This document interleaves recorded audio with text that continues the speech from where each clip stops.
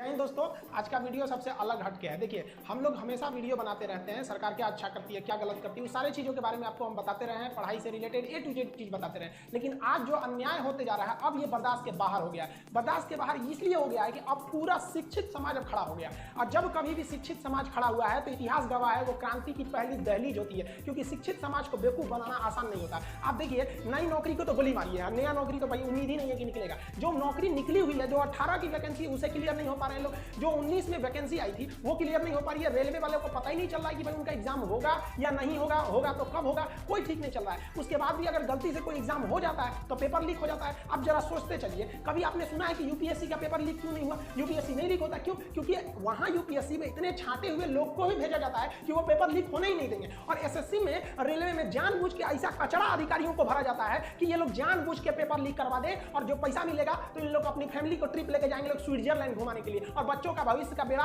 गर्क करेंगे। कभी यूपीएससी का पेपर लीक करके दिखा दीजिए, और यहाँ हम गारंटी करते हैं कोई भी एग्जाम एसएससी लेती है या कोई भी व्हाट्सएप पे पेपर आ जाता है, उसका ईमेल स्क्रीनशॉट आने लगते हैं सर, आधा घंटा 1 घंटा पहले कि ये क्वेश्चन आएंगे सर। देखिए, सबसे बड़ा प्रॉब्लम क्या होता है ना कि सरकार की इच्छा शक्ति है या नहीं है। हम आपको 2019 का एग्जांपल देखिए। 2019 में 55 करोड़ लोगों ने वोट दिया। ये छोटा मोटा वोट नहीं था, 55 करोड़ लोगों ने वोट दिया। 1 लाख सेंटर बनाए गए वोटिंग डालने के लिए, विद पूरी सिक्योरिटी के साथ वोट डाला गया, सबका उनका पर्चा दिया गया, आप जाके वहां वोट डालिए। 55 करोड़ लोग का। लेकिन इस 2019 के इलेक्शन से जस्ट 1 महीना पहले मार्च 2019 में एक वैकेंसी निकाली गई, 90,000 रेलवे की वैकेंसी निकाली गई। लोगों को लगा कि ये वैकेंसी उनके भविष्य के लिए, लेकिन भविष्य के लिए नहीं था। ये इसलिए मार्च में निकाला गया था क्योंकि अप्रैल में इलेक्शन थे, और इलेक्शन हो भी गया, 55 करोड़ लोग वोट भी दिए। अप्रैल में इलेक्शन चालू हुआ, मई में रिजल्ट आ गया, प्रधानमंत्री लोग बन गए, लोग सांसद बन के घुस गए, लोग संसद भवन के अंदर दिल्ली एकदम बढ़िया से ऐसे जी रहे हैं। लेकिन उसी वैकेंसी में इस 90,000 पोस्ट के लिए लगभग 3 करोड़ लोगों ने फॉर्म भरा था। अब रेलवे कह रही है कि हमारे पास वेंडर नहीं है,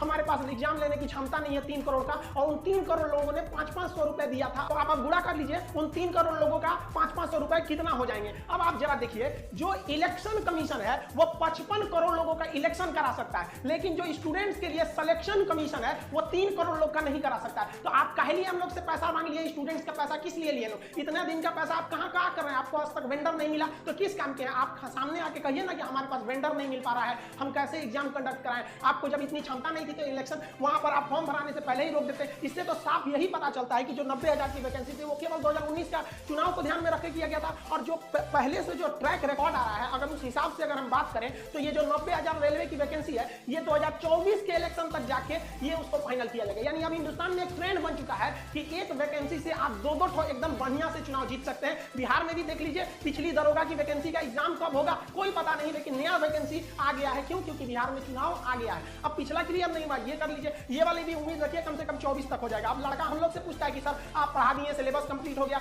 ये बताइए सर जो पढ़ा रहे हैं हम लोग का एकदम मोटिवेशन गिर गया है, सर रिवीजन भी करने का मन नहीं करता है, ये सोच के कि एग्जाम होगा भी नहीं होगा। लड़कों का भी करना एकदम सही है, एग्जाम होगा नहीं। अब खुद सोचिए, अगर 2019 में इलेक्शन करा लिया जाए और उसको 3 साल बाद रिजल्ट दिया जाएगा तो कैसा लगेगा? नेता लोग को नहीं पता इन लोग को, लेकिन इन लोग को क्या है कि नॉमिनेशन के तुरंत इन सब लोग को पता होता है कि हमारा कब इलेक्शन का पीरियड है। लेकिन इन लोग को ये नहीं समझ में आता है कि स्टूडेंट की लाइफ के साथ खेलना एकदम घातक है, क्योंकि एक बार अगर युवा बिगड़ गया ना तो फिर संभालना मुश्किल है। तलवारों के साए पर इतिहास हमारा बनता है, जिस ओर जवानी चलती है उस ओर जमाना चलता है। गवर्नमेंट को नहीं भूलना चाहिए कि ये युवा ही है जिन्होंने इस सरकार को फर्श पर पड़ी थी, इसे उठाकर अर्श पे पहुंचा दिया। लेकिन जिस दिन युवा बिगड़ेगा ना, उस दिन अर्श से उठा के फिर फर्श पर फेंक देगा, टाइम नहीं लगेगा। जिसको आप धीरे धीरे देख रहे हैं, युवाओं के बीच में इतना क्यों खोल रहा है, मन क्यों खोल रहा है? क्योंकि युवा अपने आप को ठगा महसूस कर रहा है, और हमेशा पढ़े लिखे स्टूडेंट्स का ही आवाज दबाया जाता है। रीजन क्या है कि शिक्षा एक ऐसी चीज होती है ना जो आपके अंदर सवाल पूछने की क्षमता पैदा कर देती है। वो जानते हैं कि सोच रहा पढ़ लिख लेगा ना तो सवाल पूछने लगेगा। अगर नौकरी हो गई तो मेरे चुनाव की रैली में कौन जाएगा? एक पढ़ा लिखा इंसान, एक नौकरी करने वाला इंसान कभी नहीं जाता है रैली उली में।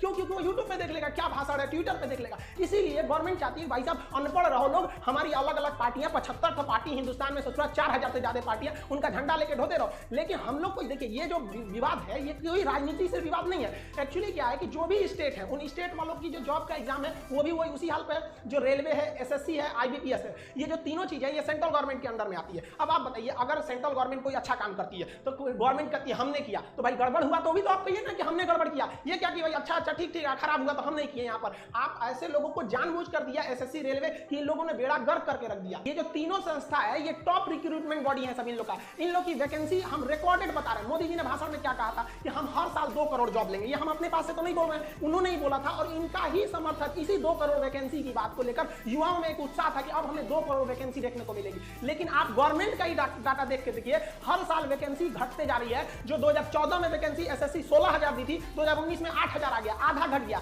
आईबीपीएस जो 21,000 का भी वैकेंसी दी थी, 2020 में आते आते उसका केवल 1100 वैकेंसी पे बच गया। इतना भयानक तो भाई साहब कहीं पे भी नहीं हुआ। ये तो हमको लगता है कि ये सब जो आप देख रहे हैं, एसएससी हो गया, रेलवे हो गया, आईबीपीएस, ये सब कोरोना से भी ज्यादा खतरनाक है सब। ये स्टूडेंट्स के लिए कैंसर बन गए। इन सबको चेंज करना पड़ेगा। यहाँ पर सीईटी ले दो, क्या मतलब बनता है सीईटी ले आओ, लड़कों को पीटी में पास करा के फिर मेंस में लड़ाओ। वहां पर ये लोग किसी काम के नहीं। इन लोग में एकदम रिफॉर्म की जरूरत है। जब तक इन लोग की नौकरी पे सवाल नहीं आएगा, सीधी गवर्नमेंट को रूल बनाइए, भाई साहब जितना दिन तक एग्जाम लेट होगा उतने दिन तक इनकी सैलरी रोक लो। या आप सैलरी, इन लोग को पता है हमारी सैलरी थोड़ी ना रुकने वाली है। एग्जाम 5 साल जाए या 10 साल जाए या नहीं हो, कैंसिल हो जाए, कोई मतलब नहीं बनने वाला है। इन लोग को किसी चीज से मतलब नहीं है। इसी बीच में इन लोग को आप कुछ पूछिए, इन लोग को तो अभी कोरोना चल रहा है भाई साहब। कोरोना के बीच में क्या कोरोना के बीच में सारा काम रुक गया? कोरोना के बीच में बड़े बड़े पॉलिटिशियन वाले काम हो गए सब। यहाँ पे लड़के ये प्रोटेस्ट कर रहे हैं, जेई वाले, नीट वाले, की भाई साहब हम लोग को क्यों जान लेना चाह रहे हैं? आप कोरोना के बाद एग्जाम ले लीजिएगा। नहीं, कोरोना